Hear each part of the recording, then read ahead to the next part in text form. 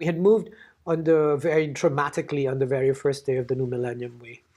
Oh, wow. Yeah, and it was like January 1, 2000. The clocks didn't stop ticking after all. The computers didn't explode or whatever. Remember that? Yes, totally. We just packed our car, our bags, and headed out to Berlin. We went straight to Eladio's place and had adobo. Oh, of course, yeah. That was our Berlin welcome. Yes.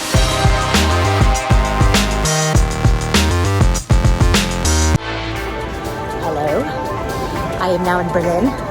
I am taking the U-Bahn, or the subway, to the spot where my friend Lyon has his shop.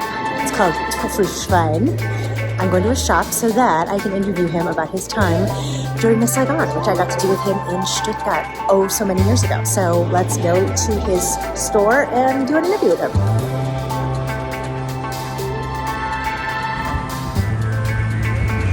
right, I gotta figure out where we're going. But the sun's out.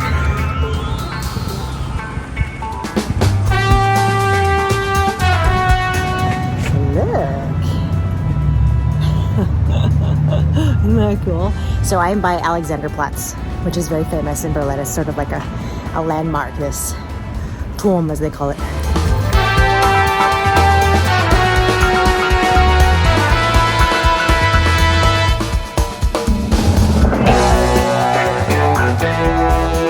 I was in Stuttgart, and I went to the theater, and I think the first person that I thought to talk to was you.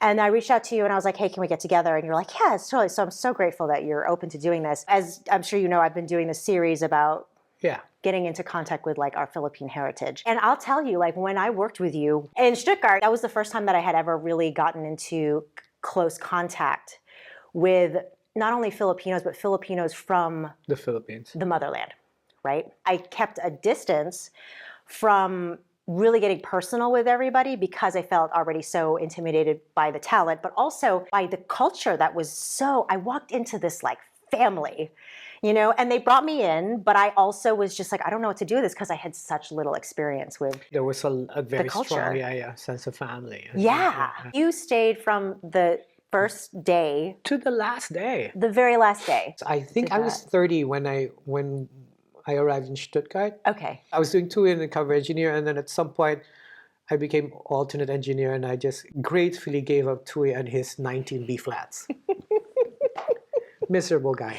Yeah, there's a reason why he's so angry all the time. 19, you know, that's a lot. That's Keith's fault. Why do you say that? Because he was actually asked when that was written. Yeah. You know, because when we were creating the show in London, they were asking principals, is this too high? You know, and he was like, this is the way you wrote it. This is the way I'm going to say it, you know. Every other Thuy after that has like suffered because he was a proud, you know, he was a proud tenor. Yeah. He's like, I'm going to do it. This is, you know, I'm not going to be put it down one, you know, kind of thing. So I will forever have it in my mind that it was his fault. Yeah. Anyway. You were part of that cast that really did define those characters. Yeah, fascinating. Yeah. Wow. Yeah. I mean, even the ensemble. Like I just think the bar scene. Like every single soldier had his thing. Every bar girl had her thing. The saxophone player. That was all created as the show was being put.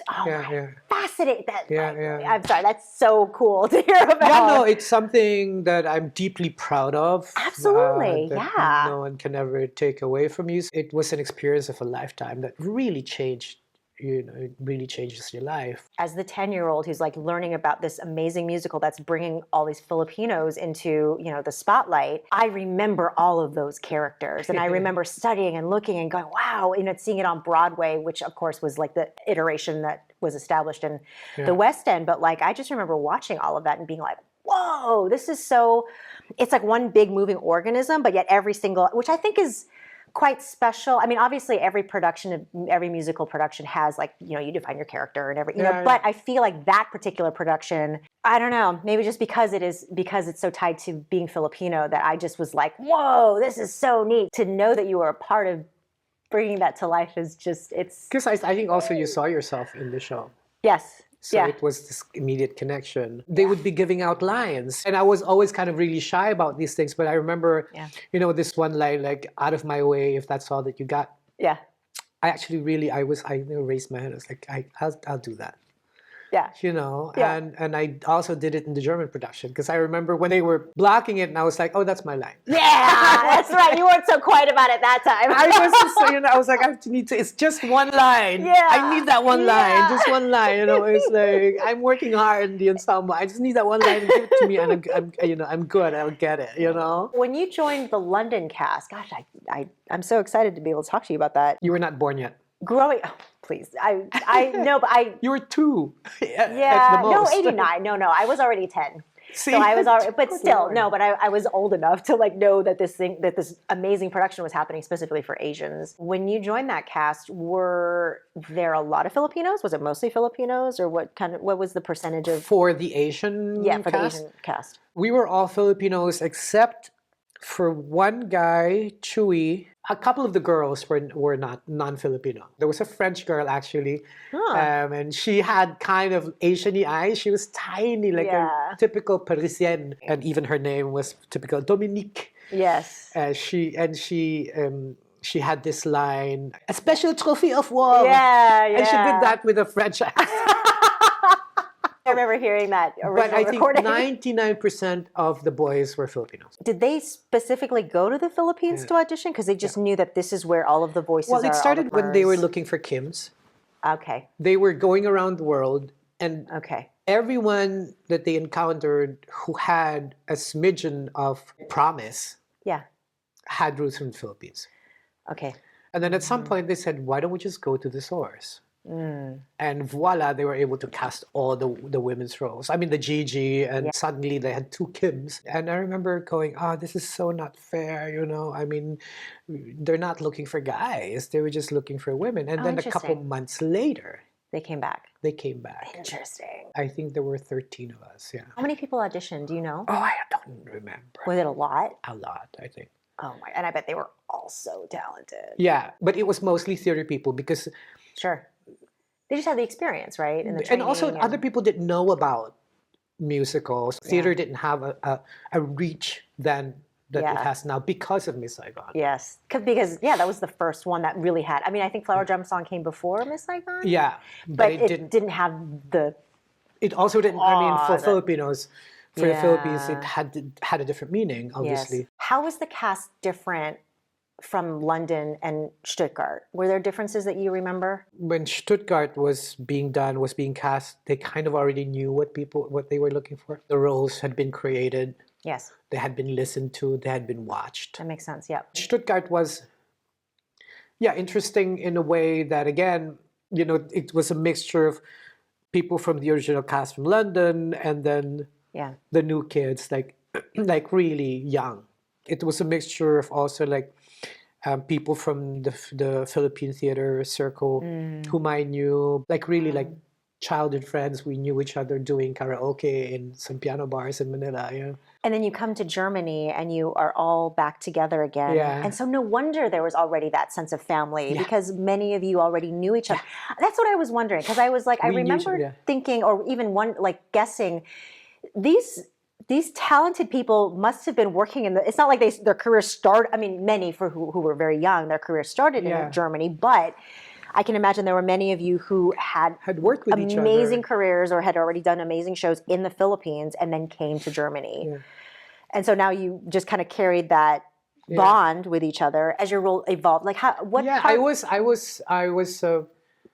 cover Thuy, Okay. like in London. Okay. I was the very first Asian to do the role. The original cast in London was British. The Thuy. Right. I forgot about that. Yeah. Yeah. And I was the very first Asian to actually do Thuy. Incredible. But when I finally went on and everyone went to watch the show, and then they went backstage and they said, now we know why. That he has to be Asian. Wow. He just kind of whispered in my ear, that sort of thing. And Interesting. and I was so young, I didn't even, and it was during that time when I never even thought, hey, why is he playing this Yeah. Vietnamese? Because they had prosthetics. Yeah. We've come a long way, baby. Yes, yes. I do remember that, a time when it was like kind of like, oh, that's normal. That's just the way that it is. It's These the are the way it people who is. You play the just accepted leads. it. Especially as an Asian person, we don't complain. We just overachieve in our own quiet way. Absolutely. Well, we don't complain. Yeah. We just try to do our best instead of whining. Yeah, I do know. And that's what we do. And so that's what I was doing. And I was just gunning for this role because I thought I'm gonna chew this thing up and spit it out and do it. Was that the last time that you've played in a Saigon production? Yes. Were you still performing after you left that production, or did you decide to transition into what you do now? Well, I was auditioning, and all the shows that I was offered were for the West End. Last one was The King and I, the revival of it. I have a friend who's a big agent in London. She said, if I can be candid with you, Yeah. just because you're Asian doesn't mean you have to do The King and I. And I think precisely because you're Asian, you shouldn't do The King and I. That's what she told me. And she was like, the role of the interpreter will have you groveling on the floor all the time. Oh, okay. And she said, I don't know if you want to do that. So if you can be at peace with turning this down, then I would suggest you do. Wow. Yeah. So I did. I got so deep in my work in retail that I didn't have time for rehearsals. Do you know if the cast members that joined the production from the Philippines, if many of them had plans to go back? Or was it just kind of like, we're here now and let's just see what happens because we're doing this production? But I mean, like, it's so many it changed the course of their lives, Yeah, right? I mean, just like definitely. yours, Yeah. ended up staying as well. I don't think people planned Yeah. or went as far as I was concerned, I was taking it from year to year, until we had stayed so long, and I was like, you may as well stay, that sort of thing. But I do know that there were people who were like, I'm definitely going back home. I think it was different for those people than for the single ones, obviously. That makes sense, because a lot of them also end up having relationships and then staying because of those relationships. Exactly. Yeah. Well, Stuttgart, this was so different because I was an adult by then. It was kind of completing the circle in a way. Yep. When will you do that again? It's like with that group of people. Yeah.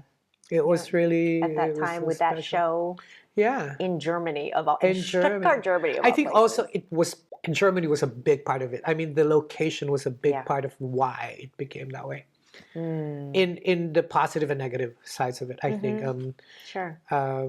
Because we felt like we were literally transported from one part of the world to the other. Whereas in London, you're able to at least speak in Communicate English, with everyone. most people. Because I was young, so I remember being in a dressing room. They kind of took me under their wing, and they kind of just chose me and said, "We're going to take you out, and we're going to show you the world." Yeah. And so I had like training from professionals of how to party. And you come to Stuttgart, you're like, come on, kids, let's go. I was very careful not to. Right away. By the way. So I made Jake handle all of that. I remember hearing about these outings. And I was behind the scene, overlooking it. I mean, it was a fun time. Yeah. And there were some difficult times, I think, also some challenging times there. Yeah. But I think the learning, what you learned, and the fun times much overweighs the negative side of it. If there ever really was a purely negative side of it, I don't think so. I think I try to look back just with a grateful heart as to, that time. Yeah. And where it led me and who it led me to, and where I ended up. I mean, I guess this is home for me. I've been in Germany for longer than I ever was in the Philippines, which is crazy. Wow. We've been here for 28 years. Incredible. It's crazy. Yeah. And I'm German. Obviously, I'm Filipino. It's never going to change. I live my life in Germany as a German, but with the soul of a Filipino. And it's going to stay that way. I actually said that to somebody the other day. I said, you can take the girl out of Stuttgart, but you can't take Stuttgart out of the girl. I think it was right after I said, so dele.